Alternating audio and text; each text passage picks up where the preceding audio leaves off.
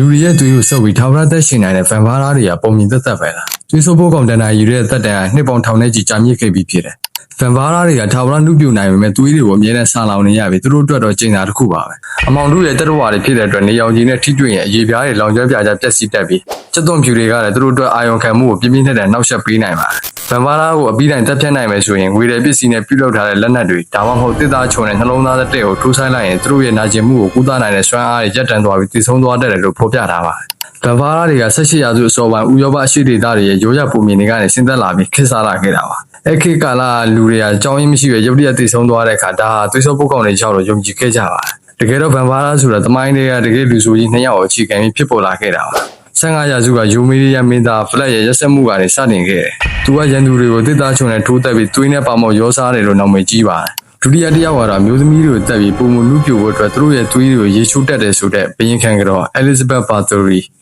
ဒီလိုကြောက်စရာကောင်းတဲ့သမိုင်းဝင်ပုဂ္ဂိုလ်တွေကတစ်ဆက်ဗန်ဘားသားပုံမြင်တွေကခိုင်မာလာခဲ့တာပဲဖြစ်တယ်။သိပ္ပံပညာအရပြောရရင်ရုပ်ပိုင်းဆိုင်ရာသွေးဆုပ်ဖို့ကောင်ဆိုတာမရှိခဲ့ပါဘူး။ဒါပေမဲ့ရင်ခက်ကပေါ်ဖရီယာလို့ခေါ်တဲ့ရှားပါသွေးရောဂါတွေကိုလည်းလူတွေကဗန်ဘားယားလို့ထင်ခဲ့ကြပါတယ်။ဒီယောဂတွေကနေရောင်ကြီးနဲ့ထိတွေ့ရင်အရေးပြားတွေလောင်ကျွမ်းပြီးအဖုံးတွေကျုပ်သွားတက်လို့သွားတွေကအဆွဲလို့ပေါ်လာတက်လို့ပါပဲ